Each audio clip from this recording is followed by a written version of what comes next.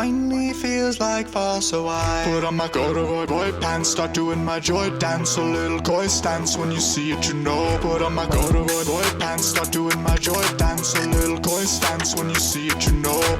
Worked on my body all summer to no avail, bronzing on the beach twice a week, but I'm still pale. Counting down the days till I closet my sandals, taking secret sniffs from my cinnamon candles. Hey everyone, I'm Mackayla. Welcome to the Soundtrack of Our Lives podcast. We're going to jump right in with the two hardest questions of all. Who are you and what have you been up to recently? Awesome. Well, thanks for having me. First of all, I really appreciate being on here. Love what I've heard from your previous episodes. So my name is Will. Will Ettante is my performing name, and I have been most recently releasing some of the early songs from my first album that I've been recording over the last few months, and have been on a tour across about 10 different cities in the country doing living room shows and backyard shows and sort of a bunch of house concerts, which has been really great. So never a dull moment, that's for sure. And as I just mentioned, I'm gonna be hopping on a plane to head out to your neck of the woods shortly.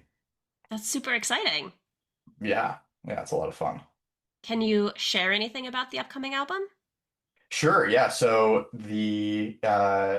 basically this is kind of the first set of songs from that I've recorded as Will Attante. And so it's a three-part album that sort of spans a bunch of different both phases of the creative process and sort of experiences, musical experiences around parenting and aging and the sort of heavy and mundane parts of life, and kind of taking those in a direction that hopefully brings levity and kind of looks at them for the source of humor that they are. But so it's really a three-part album. There's a chunk of songs that are going to be very pop oriented, produced. Some of them are even harder rock, but a couple different genres, but kind of full bangers, as I call them. And Mm-hmm. then there's a section of songs that some of which overlap. There's a couple of different versions of songs, but that are more acoustic folk style songs. So I'm a guitarist, kind of first and foremost, and for my whole life as a musician, I've been a guitar player. And so the guitar really serves as kind of a core for those songs with looping and kind of using the instrument a couple different ways.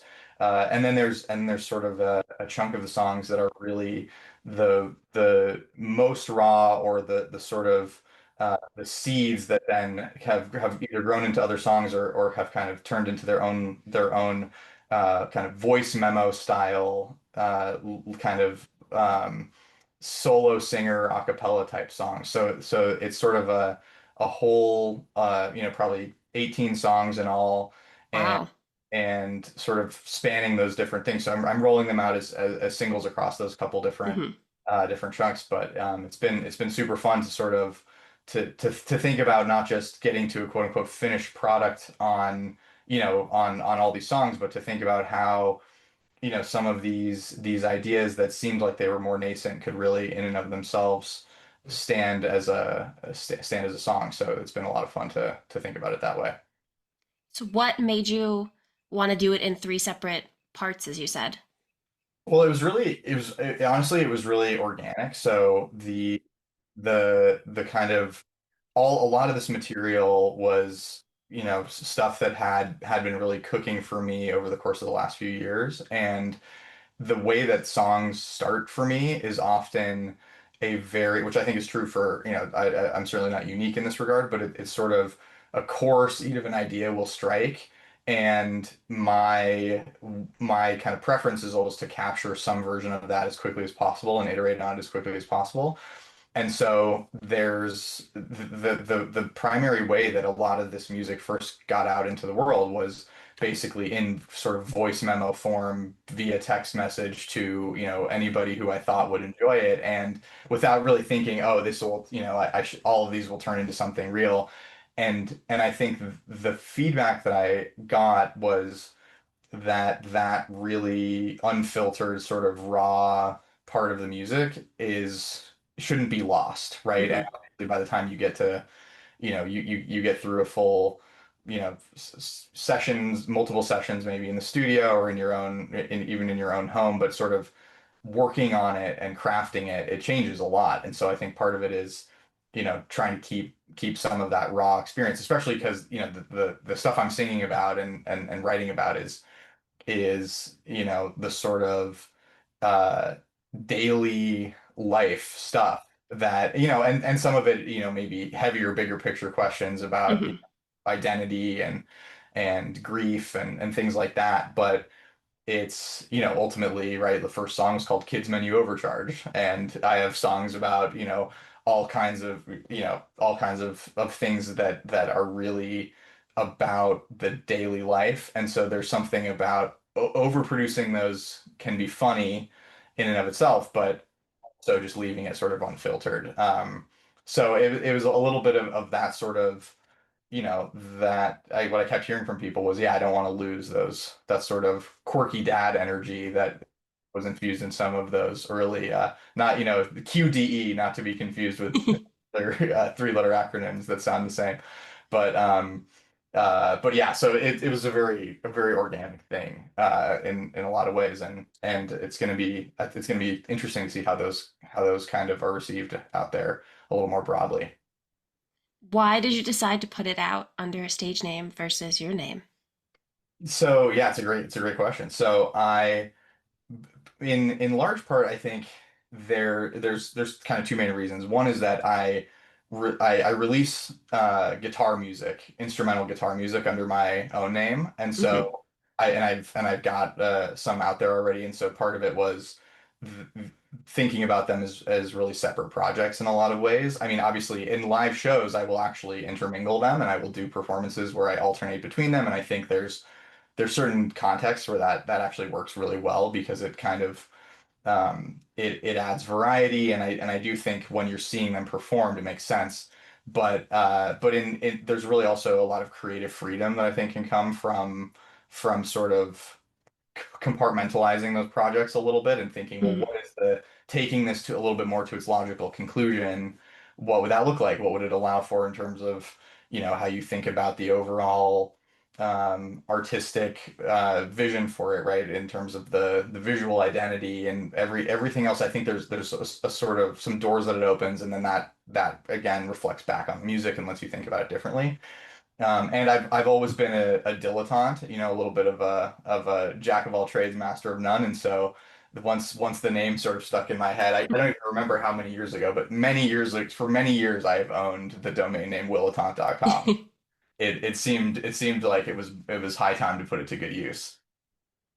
So, what would you say are the main differences between you and Will Attante? It's a great question. I'm sure I feel like this is one of those where the I think there's a sort of feeling of like permission that assuming a different creative identity gives you to sort of both maybe embrace certain parts of yourself, but also exaggerate them. And so I think if you asked any of my friends to describe me in 5 words, I bet if you asked 100 people who I know to describe me in 5 words, I bet half of them at least would say things like hyperbolic and verbose and these traits that are very much me and that are very Williton, right? And so, but I think the being able to lean into that is really there. So I think there's especially with this early music, right? There's also a real focus on the themes of this music, which is more around grief and it's more around parenting and especially parenting.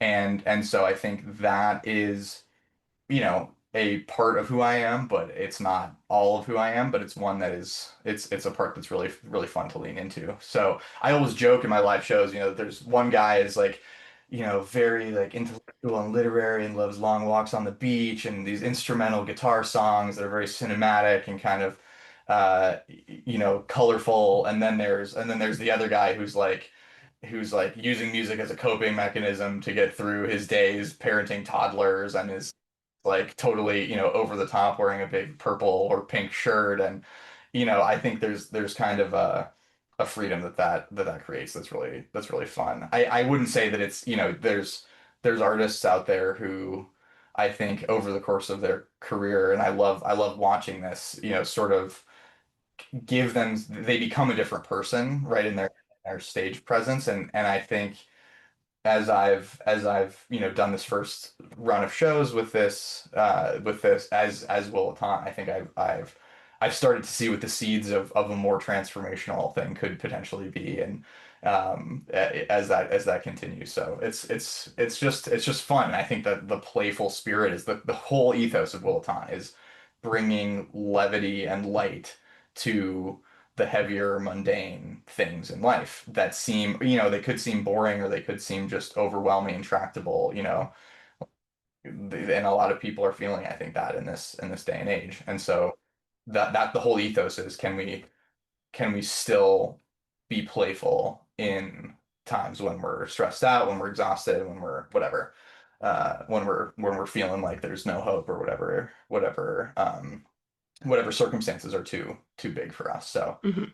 that's what I try to lean into. I love it. Yeah, I'm glad. Do your kids like the music? They do. It's very funny. I mean, I do think they've probably burned out on some of it, having like the family any family member of a musician who has to hear demos over and over again every time a tiny little tweak is made to the mix. They do. I mean, a lot of the songs, as I said, a lot of the songs were kind of written, they were written almost, at least the core of them was written almost compulsively as a response to a funny situation or a repeated situation, then just kind of gets in your head, right? And so they get to hear that, and I think some of the songs, despite certainly not being a lullaby, are songs that I would just sing to them, even before bed or just during the day. So they dig it, and I think it's been fun too to sort of, it's one of the questions I always get is like, is this kids music or is it adults music? And I also get the question, is it serious or is it funny? I think, marketing specificity aside and confusing the algorithm aside, I think that question, if I'm getting asked that question, I think I'm doing something right, which is that the just like this, the playfulness and the serious, like I want it to be musically serious and Hmm. I want to make great music, and I want you to be laughing and asking, did he really just say, is that really what this song is about? And I think the same thing is true about, is it kids music? I think it is music that has a vibe that kids can get along with. And I think in a lot of cases there's kind of a parallel, it's not a story about a rhinoceros or something necessarily, although maybe those, but there's like a parallel thing that only an adult would understand and that Right. the kids would. It is funny to watch my kids' faces or what, and I've played the shows with kids at them as well, where you watch their face sort of realize that they're getting made fun of potentially in the song, and then loving, ideally I don't want them to feel like they're getting made fun of in a bad way, but like Right. where they realize like, oh, this is funny. The adults are thinking this is really funny, but they yeah, it's also really funny. I just released a song called Corduroy Boy Pants that is not about parenting and not about, it's just literally about the glorious fabric that is corduroy and the transition, the sort of metaphysical transition from summer to fall and the identity associated with that. But the that one has, for whatever reason, been a huge hit with kids, Hmm. especially when I perform it live. Maybe it's the horrific choreography that I'm doing that I'm testing out with it. But that, you never know what's gonna resonate with Yeah. people. So do you like corduroy? Corduroy. Oh, I love corduroy. I I love can't it. stand it. Really? Well, it's just like if you're wearing it and you're like walking, it just You don't like? rubs weirdly. I don't like that. Oh man. Well, I'm sorry to hear that. What's your favorite fall fabric, or what's your favorite utility fabric? Jeans, Just denim. denim, yeah, Like probably. You like really thin denim then, or do you like to kind of bulk it up a little bit? Depends on the weather. Yeah. Yeah. I mean, I've got nothing against denim, but I'm sorry. Well, I this song maybe isn't for you then. Hopefully, it's like on a on the Great British Bake Off when somebody serves Paul Hollywood matcha, which he hates, and Hmm. they want to give it to they want to be the one that'll convince him, and he always says, "Well, I don't like it, but if I were to if I were to like it, this would be a good version of it," or nope, I don't like it and this is bad. So hopefully Hmm.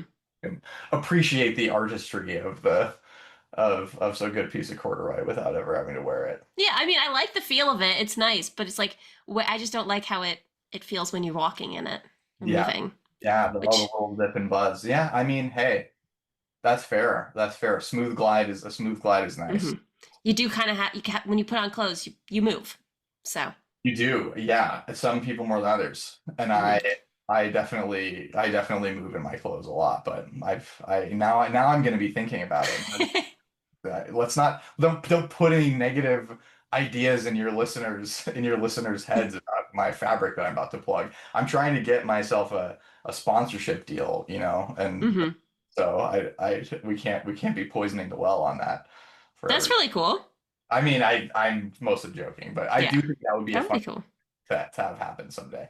The only merch that I have for that is actually maybe this would solve your problem, is that it's actually a hat, not Hmm. pants. Oh, The hat is corduroy, I and could do that. it says boy pants. So it's a corduroy boy pants hat, Oh. not so. Maybe I'll send you one as a thank you for having me on, and you can try it out and see if that Yeah, hopefully I that think feel that would weird. definitely solve the issue. Yeah, if that feels weird when you walk, then you're And I'm wearing the hat wrong. really Bob. Well, or you're just walking great. You're doing like the Monty Python, Ministry of Silly Walks kind of type of thing. Yeah. Great, um, but yeah, that's I'll take that. I'll try not to think too hard about the swishing while I walk. Hopefully, I didn't ruin corduroy for you. I don't think you couldn't. As if you listen to the song, you'll realize that basically nothing could ruin it for me. I don't think it's That's good. love is deep. So.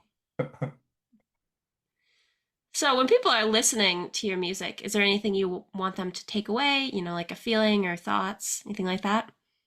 Well, yeah, I mean, I mean, first of all, it's hard to sort of to know what resonates with people. I think, and that's one of the things that's just amazing about putting stuff out there, which, for many years when I was playing music, I wasn't really releasing it. I would share, I played a lot of shows, but I think putting stuff out there gives you a different perspective on that, and performing these has also been really fun, and it's been fun to see what people say in response. And the thing that makes me feel the best when I hear it from somebody at a show is I feel seen.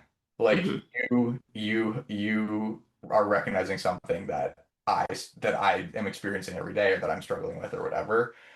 And I think that's really the goal, is just to sort of take a lens and shine a little bit of light on the stuff that, that people vent to each other about, on their one night out when they've been on a parenting bender, or the sort of thoughts, the private thoughts that they have of like, man, am I ever gonna get through this, or whatever it might be. And so that I think is the thing that means the most to me when I hear it, because it means that, that there's some nugget there. But I've been amazed by, there's songs, like some of the weirdest songs I've written are the ones that people that well, on the surface you would think, God, that should never see the light of day.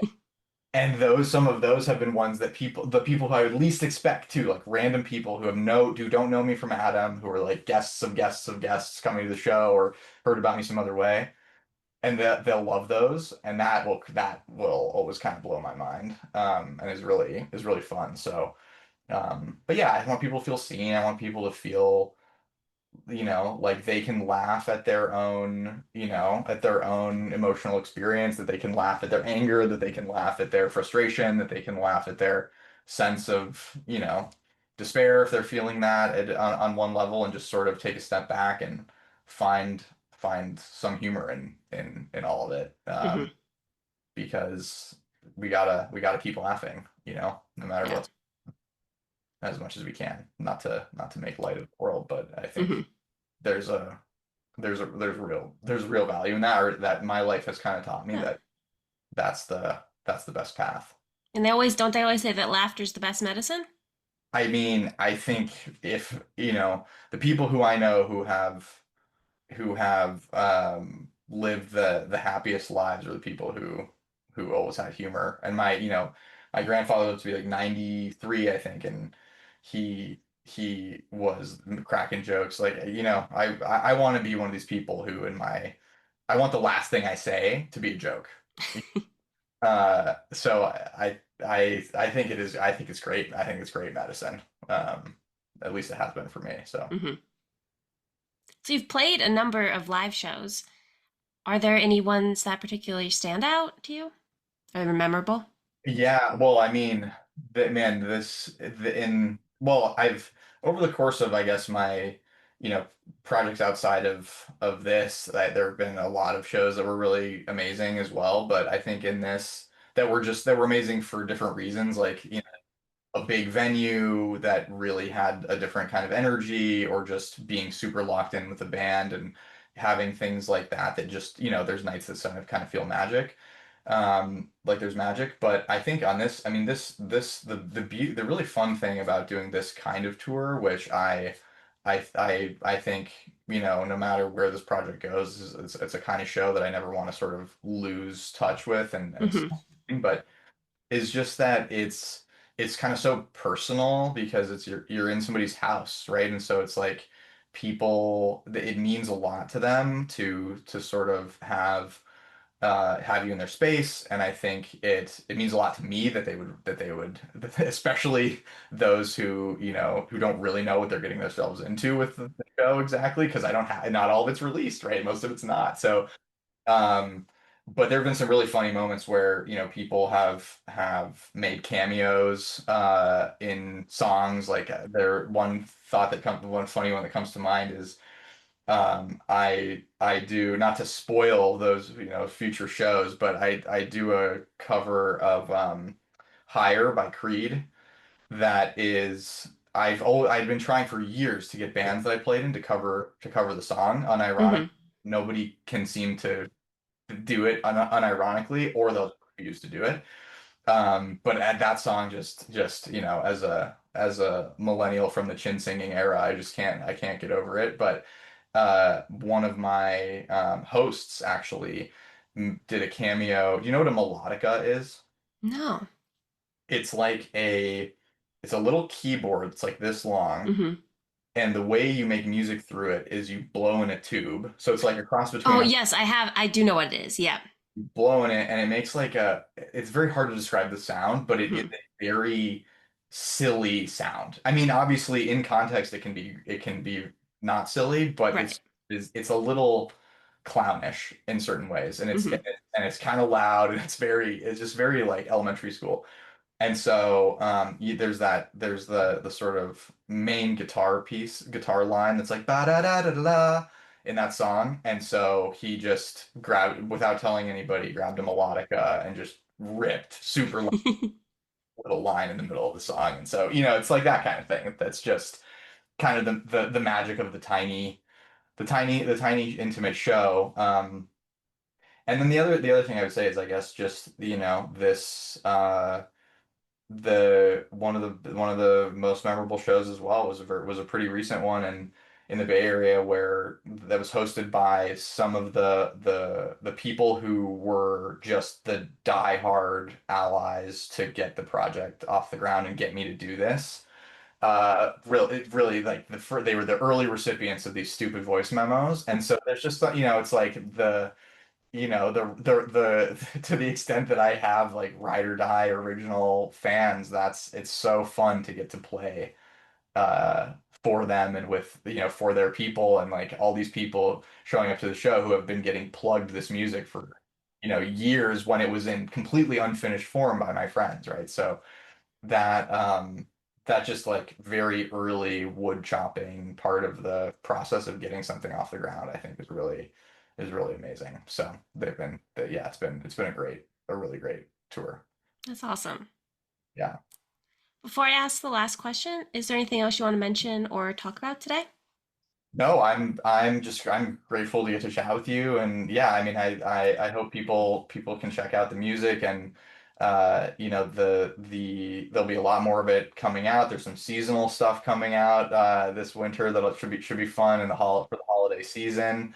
And so yeah, I hope I'd love for people to come out to shows, and I think, as I mentioned, the have used the living room tour sort of as a way to kind of establish a little bit of a baseline in a bunch of different cities that I'll go back through, like Minneapolis, Austin, the Bay Area, Vancouver, Denver, have all been amazing. And so the ultimate goal is to keep some thread of that going, no matter what the scale is of other shows that I'm playing. So if there's folks out there who love the idea of having a variety show with two different Wills and wearing the same outfit, that I'm always happy to do it. But no, I'm just appreciative of getting to chat with you.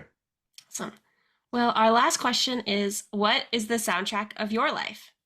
Oh man. I mean,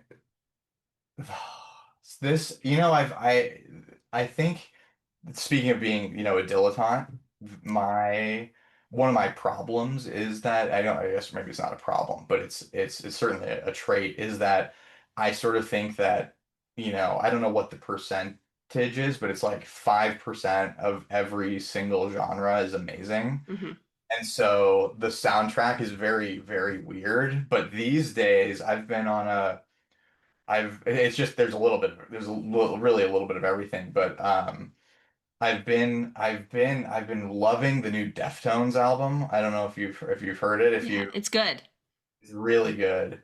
And it's given my relationship with their music a whole second life, which is awesome. But it's just, yeah, it's like somehow they just kept up with everything that's been happening in heavy music, despite having really established their own sound such a long time ago. And so it's Hmm. just a way they're amazing. Um, but yeah, there's a bunch of I've also just, I guess, sort of in the course of my kind of releasing my instrumental guitar stuff, I've gotten back into a lot of the sort of pioneers of some of the more fingerstyle genres, like Michael Hedges. I don't know if you know who he is, but really great ambient instrumental guitar music that's sort of the gold standard of both technique wise, but more just the melody and the writing and the passion that Hmm. he live shows is amazing. So that kind of stuff is really inspiring. Um, but yeah, I mean, it's everything from like there's to black metal to I can even get down with pop country. I know there's people who are like, I like everything but country. A lot of people say that actually, but that's not. I remember I had a playlist in high school, or a mix CD, because it wasn't playlists at the time. A mix CD called "I Like Country Sometimes," and it was sort of into like whoever was in my car that like there is some, you got to get into it with me. Um, but uh, but yeah, I mean, you know, some Yo-Yo Ma in the morning, some McGee on a cloudy day, some black metal when I, need a real sort of palate cleanser through my brain.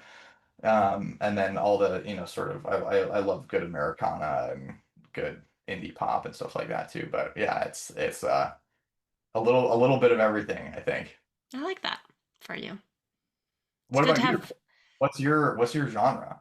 Or do you have one? Or are you you've got breadth on your guests. Yes, yes, I do. I like speaking to everyone. It's just the passion about music, you know? Yeah, Yeah. I don't know if I have one genre that's like my favorite. I definitely lean towards like more like pop punk music Love it. as my go-to. I've got a pop punk song. When I play it live, I do a more like kind of folky version of it, but I have recorded that's going to be done a full folk, I mean a full pop punk version of it, Ooh. inspired by all the greats. Um, But does it change your relationship with somebody's music once you've talked to them?